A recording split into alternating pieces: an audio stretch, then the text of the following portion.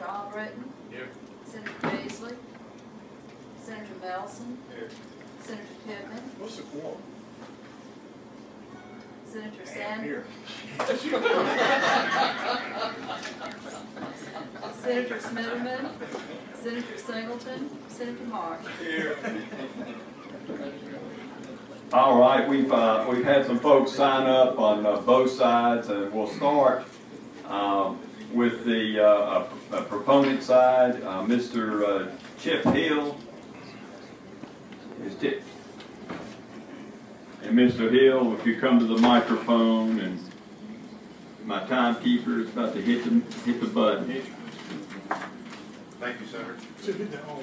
Thank you for your time this morning. I certainly won't take my full 3 minutes because the president of our organization, the Alabama Jobs Foundation, is Coach Pat Dye. Coach Dye is here. Hit it on, Chip.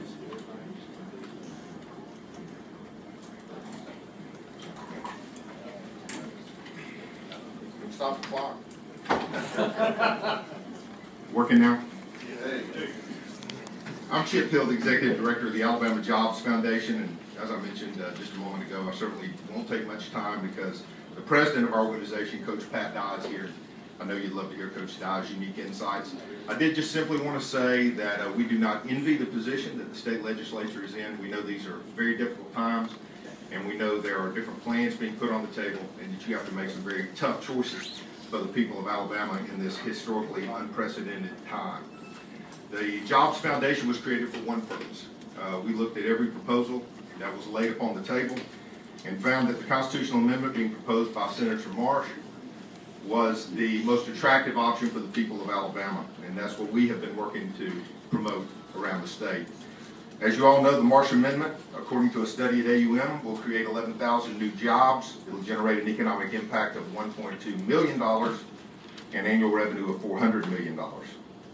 There's a political reality at play here. We do not believe that the problems of this state can either be taxed out of existence, and our problems cannot be cut out of existence.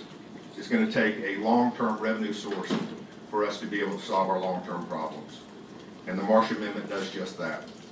I'll close my portion of this by simply referring to a poll that we released last week that was commissioned by the Jobs Foundation. It's been examined by other polling organizations and found to be valid. They liked our demographics and they liked our methodology. 69% of the people polled approved of the Marsh Amendment when it was put before them as a standalone item. When the Marsh Amendment was laid side by side with other options on the table, 77% of Alabamians felt that the Marsh Amendment was the best solution for our long-term financial problems.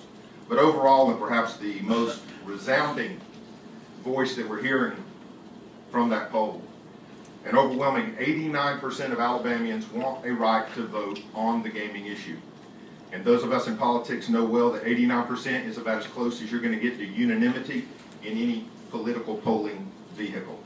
So on behalf of the 89% of the Alabamians that would like to vote on this issue, we would simply ask the committee, please give them that opportunity. Thank you, Senator.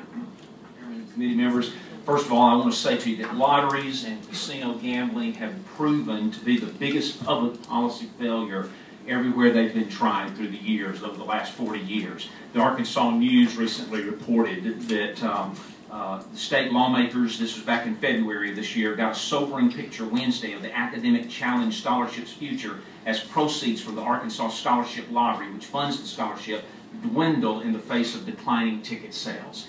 People do not continue to buy lottery tickets, and what happens, or go to the casinos to gamble, and so what happens is you continue to expand. It makes government become complicit in trying to deceive the citizens of their state into thinking that they can gamble their way out of poverty. And what's happening, I heard this last speaker say that you can't tax your way out of fiscal problems. You can't gamble your way out of fiscal problems either. Gambling is a tax. It's a tax, a regressive tax on the poorest people of our state. It targets the citizens that can least afford to pay it, and you're trying to fund government services on the backs of people who don't have the resources as it is. But you're deceiving them in the process. You're trying to make them think that they're going to hit the jackpot, that they're going to win it big, when you know the vast majority of the lottery ticket sales or the casino money is going to go to somebody else. It's going to go to the big gambling bosses. It's going to go out of state. The lottery people that run the lotteries in other states are the ones that are getting the money, and there'll be a few dollars that'll come. In 2009, a report by the Rockefeller Institute on Government concluded that predatory gambling exacerbates long-term budgetary problems for states. It doesn't solve problems. It takes money out of the general fund. People stop buying goods and services, and instead they're buying lottery tickets or they're gambling at the casinos. And so you're looking at something, and I'm really surprised that, Senator Marsh, you being a businessman, an entrepreneur, you know this. I've heard you say this before, that gambling doesn't work. And so it shocks me that you've gotten behind this and have supported this, because you know it is poor economic policy, you know it's poor fiscal policy, and so I don't understand it. But the biggest predatory gambling states in America, Illinois would be a good example of that, are some of the ones that are struggling the most with meeting their budgetary needs. It doesn't work. It doesn't solve any problems. And I want to add one other thing too. You pay even if you don't play. I hear people say, well, let's let the people vote, let them gamble. But what happens is crime rates go up, and that's been proven. I can give you statistic after statistic on that, anywhere gambling comes into town. And so the costs to society go up as a result. And that's never factored in by the numbers you hear. The jobs, 11,000 jobs, really? Illinois doesn't employ 11,000 people in their casinos. And they've got far more casinos and predatory gambling than obviously we would have. So, folks, the numbers are bogus. It doesn't work, and there's something going on behind the scenes, some big money somewhere that's pushing for this. So I challenge you to vote no on this and look for some better ways, revenue streams for our state than through gambling. Thank you. Thank you, Mr. Godfrey. Thank you, Mr. Godfrey. All right, Coach Pat Dye, a proponent.